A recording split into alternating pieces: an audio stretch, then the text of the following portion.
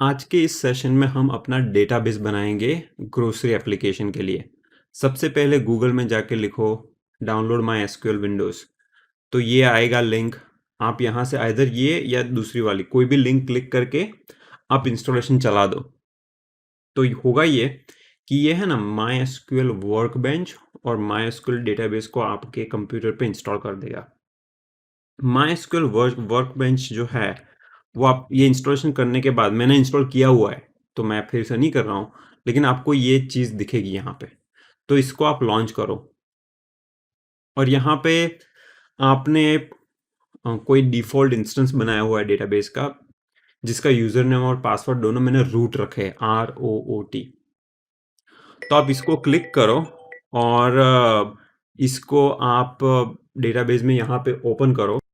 तो अब मैंने पहले से अपना ये टेबल्स बनाए हुए हैं, तो वही सब ये दिखा रहा है, लेकिन मैं सारे क्लोज कर देता हूँ और मैं नए टेबल बनाने की कोशिश करता हूँ यहाँ पे।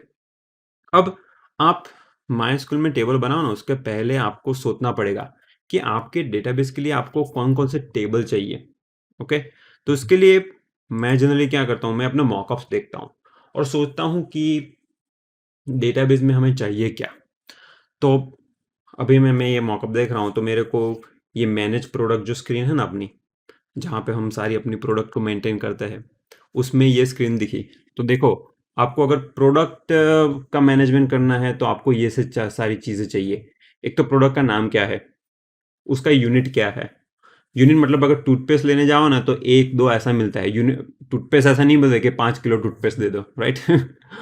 और राइस लेने जाओ तो ऐसा नहीं बोलते कि 5 राइस दे दो, 5 kg या 200 ग्राम। तो ये यूनिट होता है। प्राइस पर यूनिट होती है तुम्हारी प्राइस पर केजी या पर ईच कितनी प्राइस है वो। तो हम ऐसा करते हैं, ये प्रोडक्ट का एक टेबल बनाते हैं, ठीक है, और बाद में सोचेंगे कि और टेबल क्या चाहिए। तो मैं यहाँ पे आ गया और मैं है ना यहाँ पे न्यू स्कीमा एक क्रिएट स्कीमा करता हूँ। ग्रोसरी स्टोर का GS मैंने नाम रख दिया और ये देखो GS नाम की स्कीमा आ गई, ठीक है। यहाँ पे टेबल्स है, राइट क्लिक करो क्रिएट टेबल। जो आपके टेबल का नाम क्या है, प्रोडक्ट्स। और प्रोडक्ट्स में आपको कॉलम कौन कौन सी क्रिएट करनी है। अब रिलेशनल डेटाबेस में जनरली टेबल्स में एक आईडी कॉलम होती है, जो एक यूनिक आइडेंटिफायर होता है जिससे आप प्रोडक्ट को आइडेंटिफाई करते हो। तो मैं बोलूँगा चलो भैया इसको प्रोडक्ट आईडी रख दो।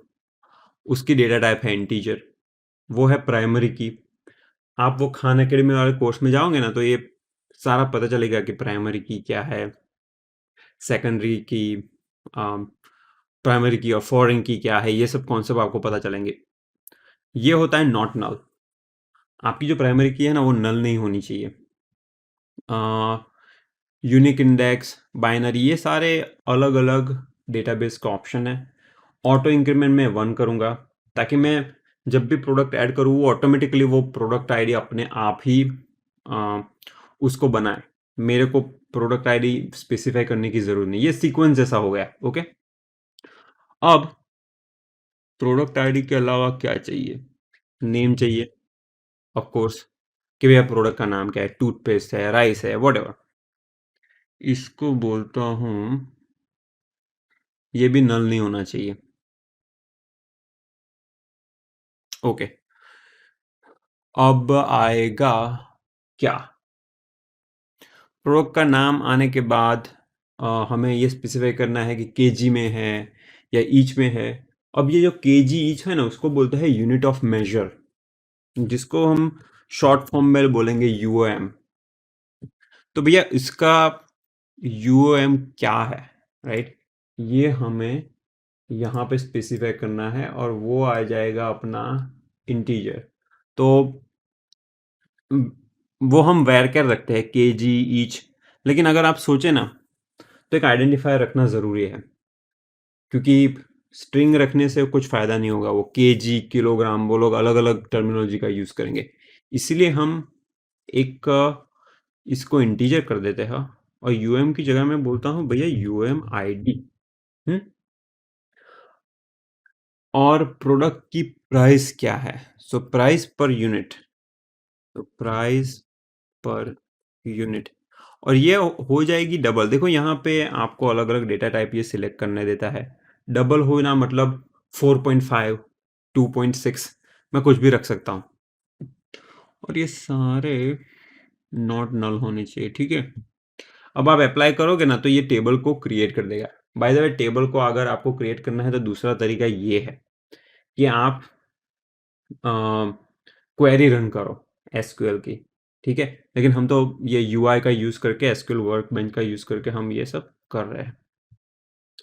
अब जो यूएम आइडिया है ये क्या है, तो आप सोचो ना, तो अगर मैं ऐसा कर दूं कुछ कि चलो केजी है उसको बोलो ID1, ईच है उसको बोलो ID2 फॉर एग्जांपल, और इसका अगर हम टेबल क्रिएट कर दे अलग से कि चलो भैया एक यूएम करके टेबल है, तो हम अपना जो प्रोडक्ट्स टेबल है ना उसमें सारी जब भी प्रोडक्ट्स होगी, जैसे टूथपेस्ट, राइट, टूथपेस्ट है उसका प्राइस है जैसे 30.5 रुपीज, और अगर यूएम में ईच बोलने की जगह आप ईच की जगह 2 कर दोगे तो ये हो जाएगा इससे अच्छा। तो हम अभी राइट क्लिक करके यूएम का टेबल क्रिएट कर देते हैं। मैं बोलूँगा यूएम, ओके, और 1 मिनट में इसको साइड में कर देता हूँ। और यूएम के टेबल में आएगा दो चीज़, यूएम आईडी जो कि प्राइमरी की है, नॉट नल है, ऑटो जनरेटेड है, और यूएम नेम जो कि नॉट नल है, और ये टेबल क्रिएट हो गया अपना। ओके, तो देखो ये प्रोडक्ट आईडी में ये सारी आ गई, यूएम में ये सारी चीज़ें आ गई। अब मैं ऐसा करता हूँ कि थोड़ी प्रोडक्ट ऐसे डेटाबेस में डाल देते हैं, देखते हैं क्या होता है। तो आप ये वाला थर्ड वाला आइकॉन करोगे ना तो यहाँ पे आप प्रोडक्ट डाल सकते हो। तो चलो प्रोडक्ट में मैंने बोल दिया, चलो राइस फॉर एग्जांपल, और यूओएम आईडी चलो टूथपेस्ट डाल देते हैं। यूओएम आईडी चलो 1, 1 मतलब ईच और 2 मतलब केजी।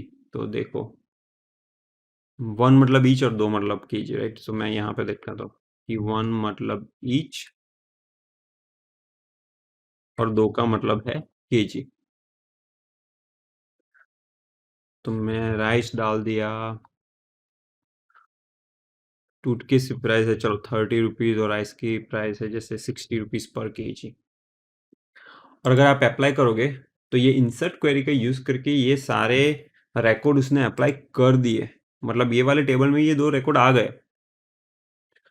सेम वे यूएम का कर देते हैं कि यूएम आईडी अगर 1 है तो वो है ईच, 2 है तो इसका मतलब है केजी।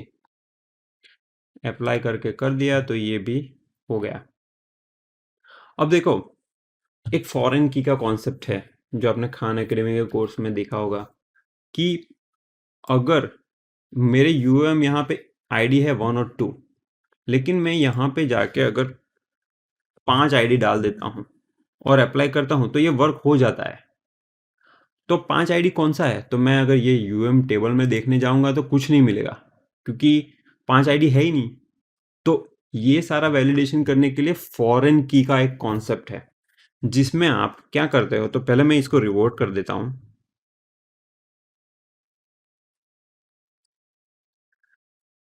और यहाँ पे मैं एक फॉरेन की डिक्लेयर करता हूँ। तो फॉरेन की का मतलब क्या है कि जो प्रोडक्ट का जो अपना टेबल है ना, ये वाला टेबल, उसमें ये यूएम आईडी है ना, वो दूसरे टेबल की है। मतलब इस टेबल में वो की है लेकिन वो दूसरे टेबल को रिफर करती है। वो बोलने के लिए आपको ये फॉरेन की टैब में जाना पड़ेगा और आप बोलेंगे कि कौन से फॉरेन की है। चलो फॉरेन की, यहाँ पे कोई भी नाम दे दो कि फॉरेन की यूएम आईडी, और कौन से टेबल को रेफरेंस करना है, तो हमें रेफरेंस करना है यूएम टेबल को। देखा gs.um, gs स्कीमा का नाम हो गया, यूएम मतलब यूएम टेबल का। और मतलब प्रोडक्ट का टेबल रिफर करता है यूएम के टेबल को, और प्रोडक्ट के टेबल में जो यूएम आईडी कॉलम है उसको यूएम टेबल में यूएम आईडी के साथ मैप करो, और जो ऑन अपडेट है उसमें बोलो रिस्ट्रिक्ट। इसका मतलब है कि भैया प्रोडक्ट में जब प्रोडक्ट डाल रहे हो और यूएम में 1 और 2 के अलावा कुछ भी डाला ना तो ये नहीं चलेगा। तो अप्लाई करके देख लेते हैं। देखो फिनिश कर दिया। अब मैं प्रोडक्ट टेबल में गया, आपने देखा ना पहले 5 डाला ना तो चला था। अब देखो अप्लाई करता हूँ तो बोलता है ये फॉरेन की कंस्ट्रेंट फेल हो गई। मतलब अब ये वैलिडेशन हो गया 1 और 2 को ही ये अलाउ करेगा, बाकी कोई इनवैलिड वैल्यू को ये अलाउ नहीं करेगा। चलो प्रोडक्ट के टेबल का तो सेटिंग हो गया। अभी और कौन से टेबल क्रिएट करने हैं, तो मैं फिर से मॉकअप में गया। मॉकअप में देखा कि एक तो ऑर्डर्स होते हैं और हर एक ऑर्डर में ऑर्डर की डिटेल होती है।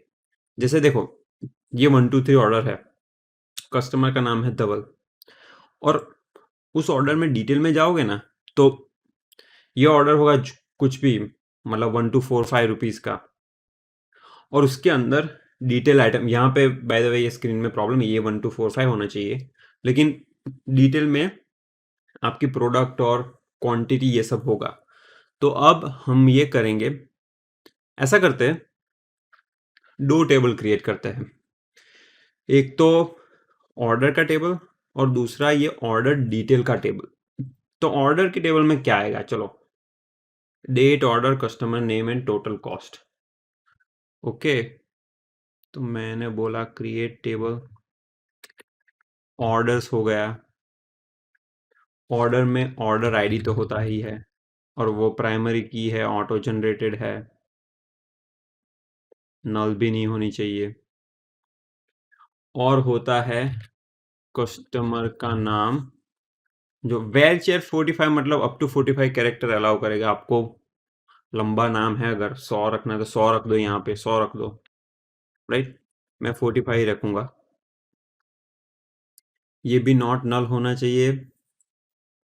कस्टमर नेम के बाद में क्या है, डेट है और टोटल कॉस्ट है।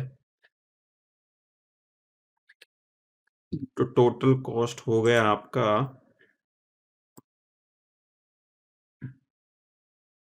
ये आएगा डबल।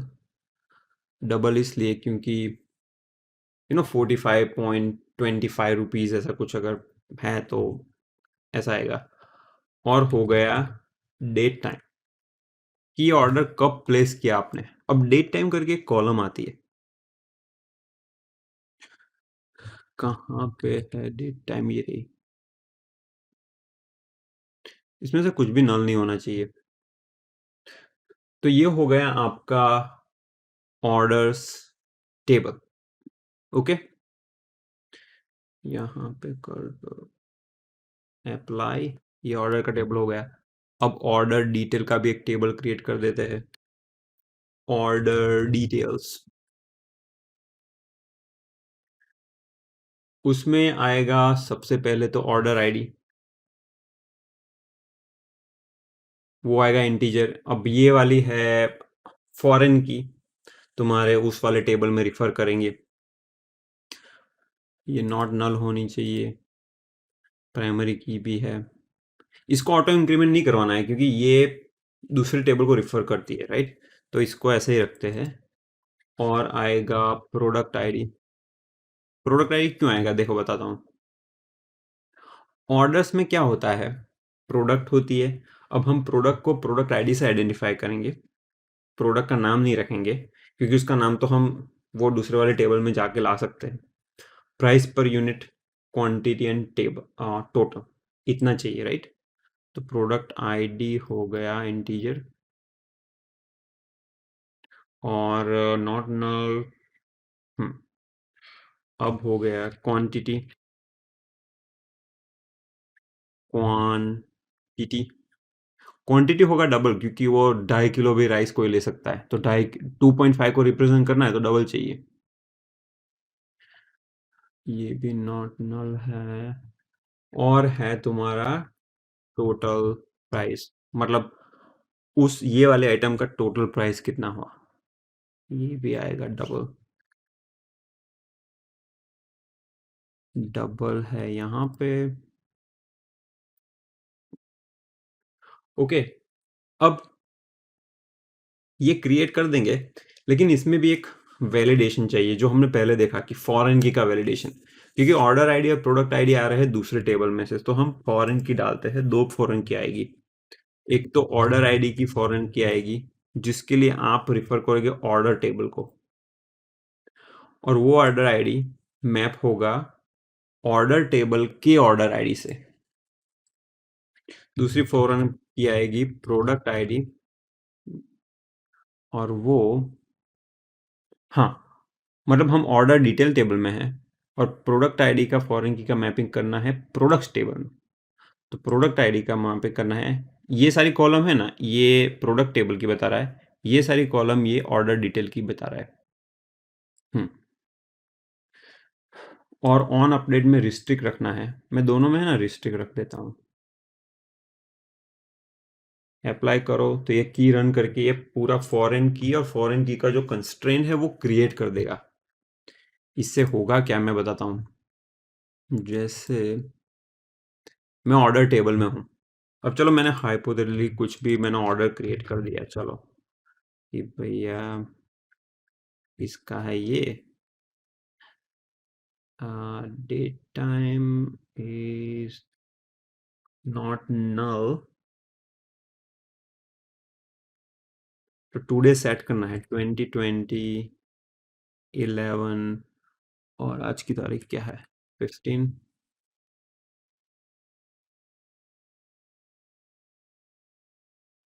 ओके, तो मैंने ये रिकॉर्ड क्रिएट कर दिया ऑर्डर आईडी का, तो ऑर्डर आईडी हो गया 1।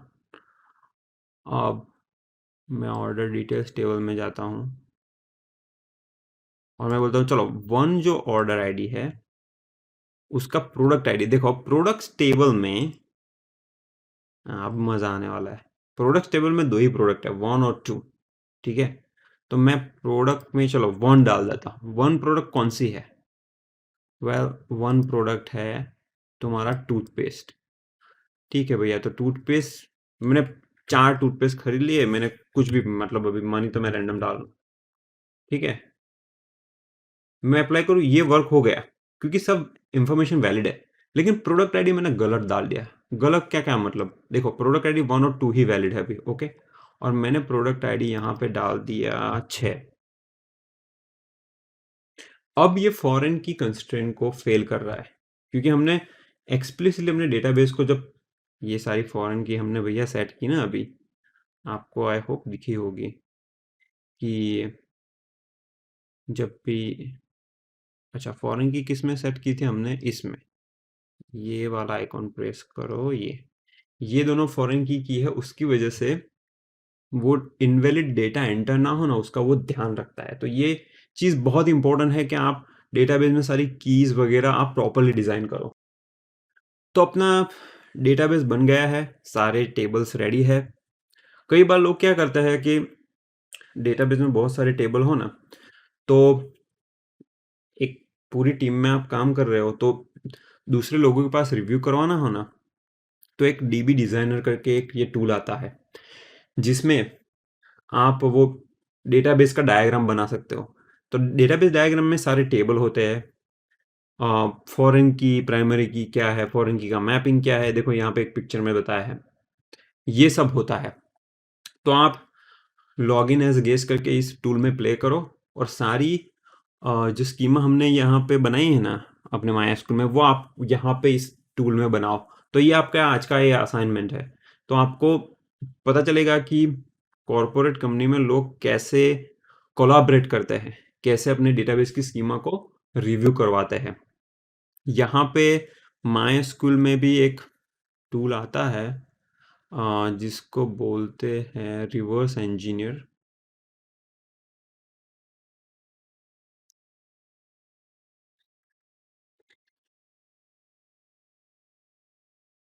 देखो यहाँ पे ये डेटाबेस में क्लिक किया और यहाँ पे आप बोलोगे ना डेटाबेस रिवर्स इंजीनियर, तो वो उसका है ना पूरा, आपने जो मैंने अभी डायग्राम की बात की, देखो ये जीएस करके ये है, राइट।